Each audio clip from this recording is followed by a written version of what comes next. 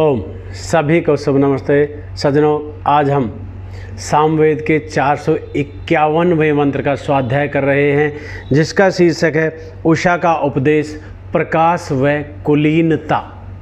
उषा का यह उपदेश है कि हम प्रकाश की ओर चलें और कुलीनता अपनाएं, यानी कि अच्छे कुल वाले बने, हम नकली कुल वाले ना बने, हम गिरे हुए आचरण वाले ना बने, हमारा आचरण श्रेष्ठ हो। जैसे सूर्य के प्रकाश में हमारा जो भविष्य उज्जवल दिखता है, रात्रि के अंधकार में हमारा भविष्य डरा हुआ रहता है, वैसे ही हम मस्तिष्क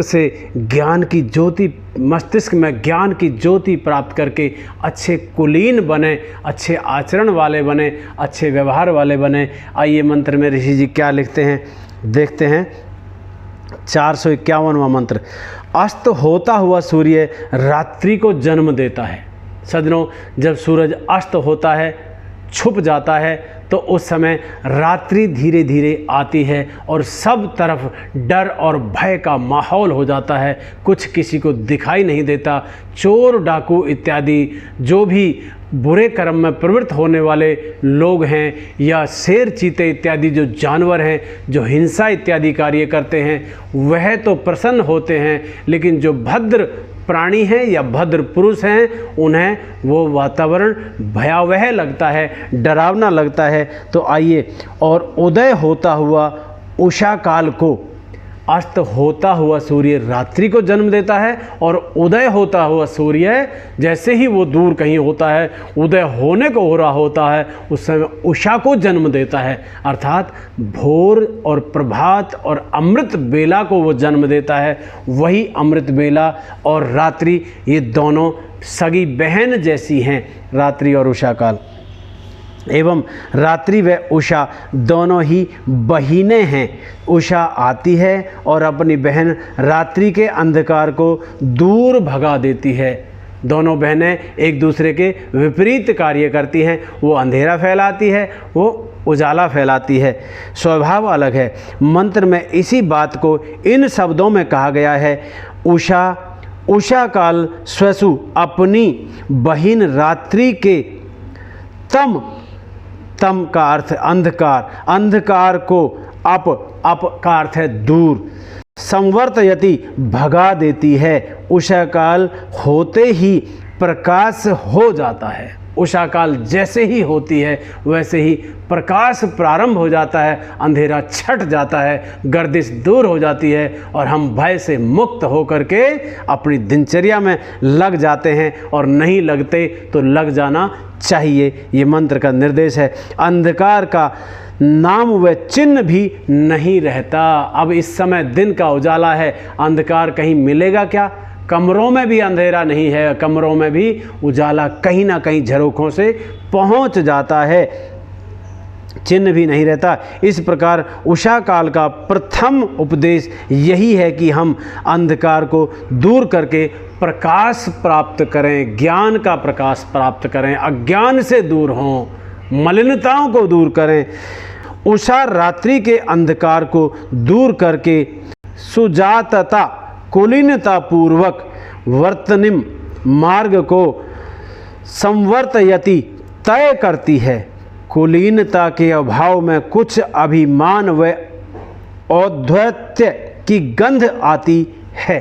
यदि हम श्रेष्ठ आचरण वाले नहीं होंगे, हमारा कुलीनता का व्यवहार नहीं होगा, हम मलिन व्यवहार वाले होंगे, बुरे व्यवहार करने वाले होंगे, गिरे हुए आचरण करने वाले होंगे, तो हम श्रेष्ठ इंसान नहीं कहला सकते।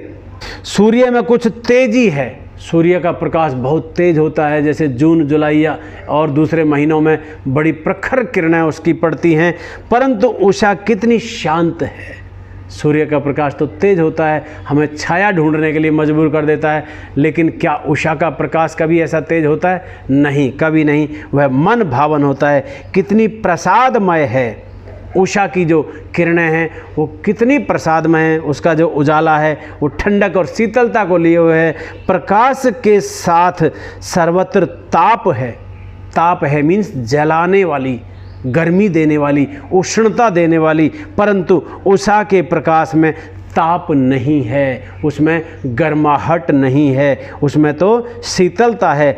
ज्येष्ठ मास में भी जबकि सूर्य असह्य ताप वाला हो जाता है, जब ज्येष्ठ मास होता है सूर्य का ताप सहन नहीं होता, हर प्राणी छाया की तलाश में होता है, हर प्राणी कहीं ना कहीं आश्रय लेता है। सूरज की तेज किरणों से बचने के लिए उषा शांत ही बनी रहती है। उषा चाहे ज्येष्ठ की प्रातःकाल की हो, चाहे वो सर्दी के मौसम की हो, वह शांत ही बनी रहती है। हम भी अपने व्यवहार में कुलीन बने, भद्र बने, नम्र बने, श्रेष्ठ बने। हमें ज्ञान व किसी भी शक्ति का गर्व न हो, हम घमंड और अहंकार करने वाले न हों, हम स्वाभिमानी तो हों लेकिन गर्व करने वाले न हों। हम प्रकाश व कुलीनता के साथ अपने मार्ग पर उत्तम ढंग से चलते चलें, उसमें हम रुकें नहीं, अवरोध को प्राप्त न हो। संवर्तः बने, संवर्त उत्तम ढंग से चलने वाला होने के कारण ही यह अंगिरस है। मंत्र के जो ऋषि हैं, अंग अंग में जिसके रस भरा हुआ है, जिसकी चाल में भी रस है, जिसके व्यवहार में भी रस है, जिसकी दृष्टि में भी कोई तीखापन नहीं है, जिसके और कार्यकलाप भी रस से ओतप्रोत हैं, यानी कि दूसरों के हित करने वाले ही हों, ऐसा अंग अंग में रस भरा हुआ ये ऋषि शक्ति संपन्न अंगों वाला है। अंग भी उसके सुदृढ़ और मजबूत हैं, बीमारू और कमजोर नहीं हैं। ऐसे मंत्र के ऋषि हैं। भावार्थ, मैं उषा से उपदेश लेकर प्रकाशमय जीवन वाला बनूं तथा मेरा व्यवहार कुलीनता का सूचक हो, उसमें कमीनेपन की गंध न हो। कमीनेपन, नीचता की गंध न हो। नीचता कोई जाति विशेष में नहीं हुआ करती, नीच हमारे आचरण में ही होती है। नीच व्यवहार, गिरा हुआ व्यवहार, जो घटिया व्यवहार होता है वो हमारा ना हो। हमारा व्यवहार कुछ उदारता के साथ होना चाहिए। ये मंत्र का भाव था। आपने मंत्र को ध्यानपूर्वक सुना। सभी को शुभ नमस्ते। ओम।